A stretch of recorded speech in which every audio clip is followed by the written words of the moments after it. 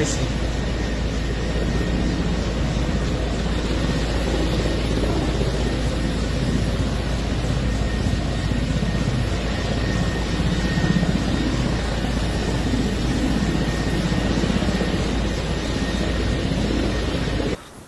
नमस्कार दोस्तों, अभी मैंने सुबह जब वीडियो बनाई थी तो उसमें मैंने आपको बताया था, जहाँ पर हम बांग्लादेश के बारे में बात कर रहे थे, तो मैंने आपको बताया था कि बांग्लादेश में प्रोबेबली आप एक मिलिट्री कू देख सकते हो। और अब वो मिलिट्री कू, शायद वो मिलिट्री कू हो भी चुका है। इसको मैं मिलिट्री कू बार बार इसलिए कह रहा हूँ क्योंकि शेख हसीना, जिन्होंने मिलिट्री को हमेशा से अपने कंट्रोल में रखा था, किसी भी प्रोटेस्ट के खिलाफ वो मिलिट्री को यूज़ करके अपने पावर में बनी रहती थी, और उसके बाद वो एक तरफा लीडर बन करके उभरी थी बांग्लादेश की। और अभी जो रिसेंट इलेक्शंस हुए थे उसमें भी उन्होंने मिलिट्री का इस्तेमाल किया था।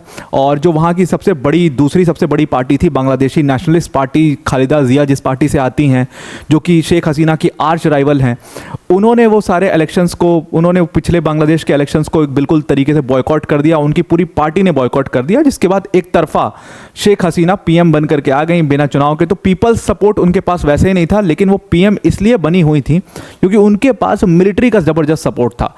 अब जब मैंने वो वीडियो बनाई थी तो उसमें मैंने कहा कि शायद ये मिलिट्री का सपोर्ट उनके पास से निकल चुका है और इसीलिए शेख हसीना की सरकार अब मुसीबत में आ चुकी है।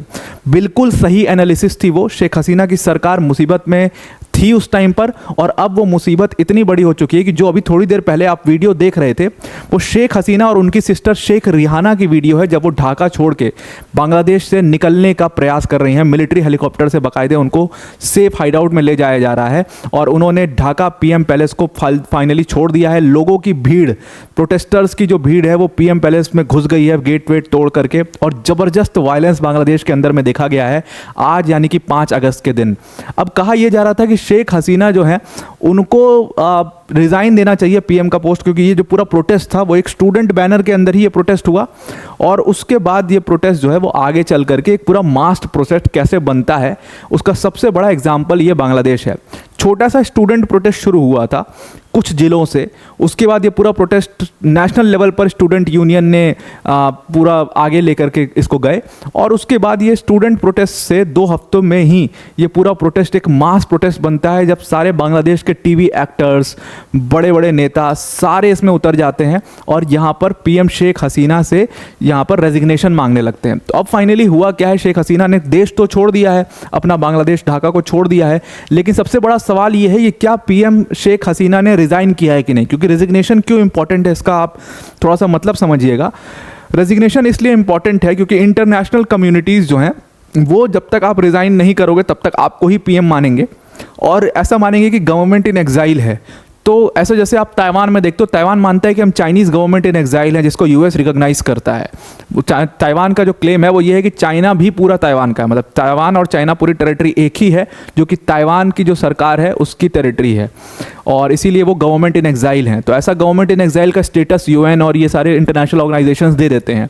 तो ये बहुत इंपॉर्टेंट है समझना कि क्या पीएम शेख हसीना ने रिज़ाइन किया है कि नहीं। अब इसके ऊपर कोई पुख्ता सबूत नहीं है, लेकिन ऐसा कहा जा रहा है कि जब वो कंट्री छोड़ी है तो उन्होंने रॉयटर्स न्यूज़ एजेंसी का ऐसा मानना है कि पीएम ने रिज़ाइन करके ही कंट्री छोड़ी है।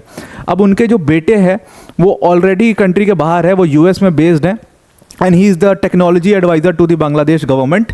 तो उनके बेटे ऑलरेडी यूएस में थे, तो वो शेख हसीना और उनकी सिस्टर शेख रिहाना उस समय पर बांग्लादेश में मौजूद थी, और अचानक से 5 अगस्त को काफ़ी ज़्यादा ये गहमा गहमी दिखाई दी, काफ़ी वायलेंस दिखाई दिया, जिसके बाद कुछ लोगों ने अटैक कर दिया पीएम पैलेस के ऊपर, और पीएम पैलेस पर अटैक के बाद जो है शेख हसीना ने, ऐसा रॉयटर्स का कहना है कि उन्होंने सबसे पहले अपना रेजिग्नेशन साइन किया, रेजिग्नेशन पकड़ाया, और उसके बाद उन्होंने कंट्री में अपने मिलिट्री हेलीकॉप्टर में कंट्री छोड़ दी है।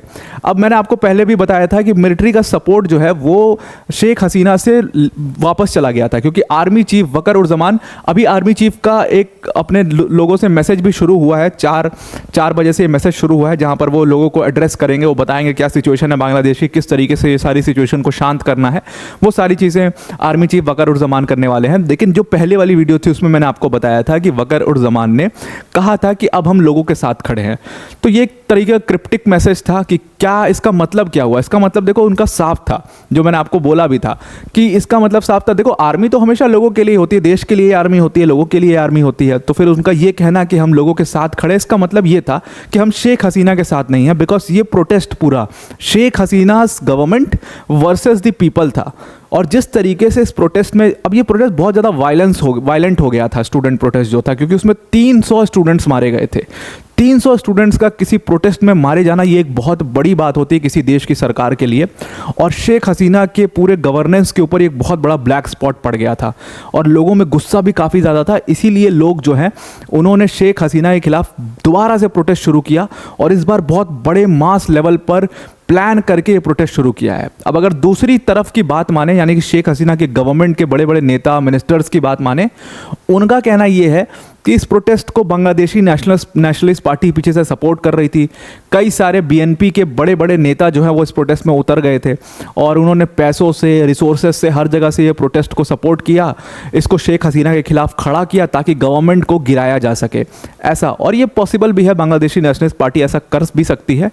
और लेकिन ये प्रोटेस्ट, जो स्टूडेंट प्रोटेस्ट शुरू हुए थे, वो अपनी सही की डिमांड के लिए शुरू हुए थे, जो कि कोटा सिस्टम के खिलाफ शुरू हुए थे। लेकिन शेख हसीना ने जिस तरीके से उस प्रोटेस्ट को हैंडल किया, वहाँ से वो प्रोटेस्ट आगे चल करके काफ़ी वायलेंट हो जाते हैं। और अगर आप अपने अपोजिशन को मौका दोगे तो वो उसको पूरी तरीके से एक अपॉर्चुनिटी की तरह देखेगा, और वही बीएनपी पार्टी ने किया। उसने पूरी तरीके से इन प्रोटेस्ट को अपनी अपॉर्चुनिटी की तरह लिया, और अगर वो उन्होंने सरकार गिरा दी है तो इसमें कोई गलत बात नहीं है, बिकॉज ये मौका उनको शेख हसीना ने ही दिया था, क्योंकि उनके हाथ में आर्मी चीफ वकर उर जमान थे, जिनको वो बहुत बड़ा मेथड की तरह यूज़ करती थी हर जगह पर। अब वो उनके हाथ से निकल चुके हैं और उन्होंने साफ कह ही दिया है कि हम लोगों के साथ में खड़े हैं। तभी से लोग ऐसा मान चुके थे कि अब शेख हसीना ज़्यादा टिक नहीं पाएंगे, और वहीं से प्रोटेस्टर्स को रियल ताकत मिली थी कि अब हम इस प्रोटेस्ट को बहुत आगे बड़े लेवल पर ले जा सकते हैं, बिकॉज अब आर्मी किसी को गोली भी नहीं मारेगी। बिकॉज लोगों को बहुत ये डर भी रहता था कि आर्मी जो है वो गोली चला देती है, बिकॉज पिछले प्रोटेस्ट में कहा जाता है कि कम से कम 100 लोग आर्मी की गोलियों से मारे गए होंगे। इस डेटा को छुपाया जाता है, उनकी लाशों को छुपाया जाता है, कितने लोग को डिटेन किया गया है, कम से कम 11,000 लोगों को अरेस्ट किया गया था जिनको छोड़ा नहीं गया। ये सारे इल्ज़ाम शेख हसीना की सरकार पर पिछले प्रोटेस्ट में हुए थे, जो कि पिछले मंथ जुलाई के अंदर हुए थे। अब अगस्त वाले प्रोटेस्ट में इन सारी चीज़ों के लिए लोगों ने प्लान कर रखा था, और पहले से ही ये प्रोटेस्ट काफ़ी वायलेंस हो गए। कल के दिन में ही 100 लोगों की जान गई, 13-14 पुलिस वालों की जान गई। ये सारा वायलेंस सिर्फ कल हुआ था। तो उसको देखते हुए ऐसा माना जा रहा था कि अब शेख हसीना को कहीं ना कहीं रिज़ाइन करना ही पड़ेगा, और फाइनली उन्होंने अब रिज़ाइन कर दिया है।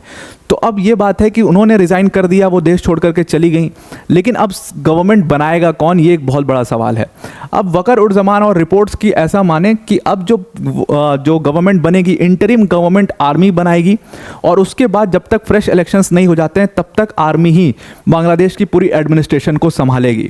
अब यहाँ पर इस प्रोटेस्ट में जो बड़े बड़े नेता हैं, सब ने, जो इस प्रोटेस्ट के नेता हैं जो शेख हसीना के गवर्नमेंट के खिलाफ हैं, उनका कहना यह भी था कि अगर इसमें आर्मी पावर में आ जाती है तो ये बांग्लादेश के लिए और ख़राब बात होगी, बिकॉज उससे वायलेंस और ज़्यादा बढ़ जाता है। तो लेट्स सी क्या होता है। अब इंटरिम गवर्नमेंट तो वहाँ के आर्मी चीफ ही बनाएंगे, और उसके बाद भारत के लिए बहुत ख़राब न्यूज़ ये है कि जो नेक्स्ट इलेक्शंस होंगे उसमें बांग्लादेशी नेशनलिस्ट पार्टी की वेव होगी बहुत ज़बरदस्त, और खालिदा जिया जो है, she can be the next prime minister of Bangladesh. तो खालिदा जिया जो है वो एक काफ़ी प्रो चाइना और एंटी इंडिया लीडर कह लो वो हैं। जो आपने मालदीव्स में इंडिया आउट कैंपेन देखा था, एक्चुअल में वो इंडिया आउट कैंपेन बांग्लादेश में भी हुआ था, और बांग्लादेश में खालिदा जिया वॉज दैट पर्सन जिसने वो इंडिया आउट कैंपेन शुरू करा था। तो वो काफ़ी बड़ी एंटी इंडिया लीडर हैं, और यहाँ से जो इंडिया का बहुत अच्छा रिलेशंस शेख हसीना की वजह से हुआ करता था बांग्लादेश से, वो रिलेशंस थोड़े से रिग्ड हो जाएंगे, थोड़े से ख़राब हो जाएंगे, और उसका सीधा सीधा इम्पैक्ट हमारी पॉलिसी लेवल पर भी दिखेगा, बॉर्डर लेवल पर भी दिखेगा। हमें बॉर्डर पर और ज़्यादा सशक्त होना पड़ेगा, बिकॉज वहाँ से सारी इलीगल एक्टिविटीज़ जो पहले से ही होती आई हैं बांग्लादेश और इंडिया के बॉर्डर में, वो बहुत ज़्यादा बढ़ जाएंगी। तो ये हमारे लिए एक बहुत बड़ा खतरा है कि खालिदा जिया वहाँ की नेक्स्ट पीएम प्रोबेबली बन सकती हैं, बांग्लादेशी नेशनलिस्ट पार्टी की जो है वो पावर में आ सकती है। ये सारा कुछ 4 अगस्त को शुरू हुआ। आपने देखा होगा कि पिछले महीने से ये प्रोटेस्ट चल रहे थे। पिछले, मतलब आप देखिए कि ये प्रोटेस्ट शुरू हुए थे जो जुलाई में शुरू हुए थे पहली बार, और जुलाई से ही स्टूडेंट प्रोटेस्ट आया। फिर 21 तारीख को वो सुप्रीम कोर्ट की जजमेंट आता है, और उसके बाद ये प्रोटेस्ट और ज़्यादा तेज़ी से बढ़ने लग जाते हैं। लेकिन ये प्रोटेस्ट तो बहुत टाइम से चल रहा था, अभी अचानक से ऐसा क्या हो गया कि बिल्कुल पीएम शेख हसीना एकदम बाध्य हो गई कि रिज़ाइन कर दो। तो ये 4 अगस्त को पहली चीज़ जो है, जहाँ पर पहला ये हिंट मिला कि शेख हसीना अब रिज़ाइन कर देंगी, जब आर्मी चीफ का वो बहुत बड़ा बयान आता है। फॉर्मर आर्मी चीफ जो थे उनका सबसे पहले बयान आता है, इकबाल करीम का। उन्होंने कहा कि अब शेख हसीना को अपनी जो ट्रूप्स हैं उनको वापस बुला लेना चाहिए और गवर्नमेंट लेवल पर इस चीज़ को कंडेम करना चाहिए। उसके बाद जो अभी प्रेजेंट में आर्मी चीफ है वक़ार-उज़-ज़मान, उनका स्टेटमेंट आता है कि army has always stood by the people. अब ये स्टेटमेंट सीधा सीधा ये बता चुका था that Waker-uz-Zaman is anti Sheikh Hasina now, और अब उन्होंने अपना सपोर्ट शेख हसीना से ले लिया है। तो अब लोग जो चाहे वो कर सकते हैं, बिकॉज आर्मी उनको नहीं रोकने वाली है। और उसके बाद लोगों ने किया भी। ये मेरे ख्याल से बहुत ज़्यादा गलत है। इसको अपने पॉलिसी लेवल पर या एडमिनिस्ट्रेटिव लेवल पर इसको सुलझा लेना चाहिए था, बिकॉज इसमें इनके सिर्फ इस एक बयान से कल के दिन में 100 लोगों की जान चली गई, 14 पुलिस वालों की जान चली गई। तो ये बहुत गलत है। और फाइनली 5 अगस्त को फाइनल कॉल दिया गया था प्रोटेस्ट का कि ढाका चलते हैं, चलो ढाका चलो, और वहाँ पर पीएम पैलेस पे हमला करेंगे और पीएम पैलेस पे बिल्कुल बंदी बना लेंगे, और सब ये सारी चीज़ें जो प्रोटेस्ट में होती हैं वो सारी चीज़ें की गई कि ढाका चलने का फाइनल कॉल दिया गया सारे प्रोटेस्टर्स को। पूरे देश भर से जो प्रोटेस्टर्स हैं वो जुटे ढाका की तरफ, उन्होंने मार्च किया। और उस मार्च को देखते हुए ही शेख हसीना को फाइनली अब बाध्य होकर के रिज़ाइन देना पड़ा, और रिज़ाइन देने के बाद उनको देश छोड़ना पड़ा। तो देश छोड़ करके शेख हसीना जो है वो वापस, जो एक तरीके से शेख हसीना का सेकंड होम उसको वो मानती हैं, वो इंडिया आ चुकी हैं। इंडिया के अगरतला में वो लैंड हो चुकी हैं। और ये पहली बार नहीं हुआ है, इसके पहले भी जब शेख मुजीबुर रहमान मतलब शेख हसीना जी के फादर पावर में आए थे पाकिस्तान से पूरा पॉलिटिक्स में लड़ करके और सारी चीज़ों से, उसके बाद उनके खिलाफ ही सिविल वॉर शुरू हो गया था बांग्लादेश में। तो शेख मुजीबुर रहमान जो है उनको मार दिया गया था उसमें। तब शेख हसीना और शेख रिहाना उनकी सिस्टर, तब भी वो लोग बांग्लादेश से भाग करके इंडिया में आए थे, और इंडिया ने उनको एक सेफ़ हाइड आउट दिया था, सेफ़ प्लेस दिया था रहने के लिए। और अभी भी शेख हसीना जो है वो अगरतला में लैंड कर चुकी हैं, और India is going to support her till the end. India हमेशा उनको सपोर्ट करते आया हुआ है। लेकिन इंडिया के लिए ख़राब खबर यह है कि Khaleda Zia can be the next PM of Bangladesh after the interim government, after the elections are going to be held in Bangladesh. So ये भारत के लिए खराब खबर है, शेख हसीना के लिए ख़राब खबर है, लेकिन बांग्लादेशी नेशनलिस्ट पार्टी और चाइना के लिए ये बहुत ही ज़बरदस्त खबर है कि खालिदा जिया वहाँ की पीएम बनेंगी। फाइनली अभी इंटरिम गवर्नमेंट वहाँ की आर्मी चलाएगी। लेट्स सी, आर्मी के खिलाफ भी ये प्रोटेस्ट था, तो लेट्स सी लोग कैसे रिएक्ट करते हैं इस सारी चीज़ों पर। तो आई होप आपको ये पूरा आर्टिकल समझ में आ गया होगा। अब वीडियो को एंड करने से पहले अनअकैडमी टीम की तरफ से एक बहुत बड़ी अनाउंसमेंट है। अगर आप यूपीएससी सीएससी 2025 की प्रिपरेशन करना चाहते हैं तो अनअकैडमी ने अब आपकी राहें और आसान कर दी हैं। जिस यूपीएससी सीएससी की प्रिपरेशन में आपके 1.5 लाख 2 लाख रुपए तक खर्च हो जाते थे, अनअकैडमी ने उसमें बिगेस्ट एवर प्राइस ड्रॉप करके उस फीस को कम करके, डिस्काउंट करके उस फीस में 15 महीने का जो हमारा यूपीएससी सीएससी का कोर्स है उसकी फीस 29,999 कर दी है। मतलब इस प्राइस में आपको अनअकैडमी के टॉप एजुकेटर जैसे मृणाल सर, प्रतीक सर, सुदर्शन सर जैसी फैकल्टीज पढ़ा रही होंगी। प्लस इसमें आपको 1-to-1 मेंटोरशिप, जो भी आप आंसर्स लिखते हो मेंस के, उस आंसर्स के इवैल्यूएशन, उसके साथ साथ जो भी आपके डाउट्स हैं उन डाउट्स के लिए स्पेसिफिक डाउट सेशंस, ये सारी चीज़ें आपको इस बैच में मिलेंगी। अगर आप इस डिस्काउंटेड प्राइस पर इस बैच को ज्वाइन करना चाहते हैं तो डिस्क्रिप्शन में एक लिंक दिया हुआ है, उस लिंक पर क्लिक करिएगा और जहां पर यूज़ कोड का ऑप्शन आएगा वहां पर आप APYT10 यूज़ करना, तो आप इस कोर्स को अवेल कर पाओगे। तो आई होप आपको ये पूरा आर्टिकल समझ में आ गया होगा। आज के लिए इतना ही। Thank you and have a nice day.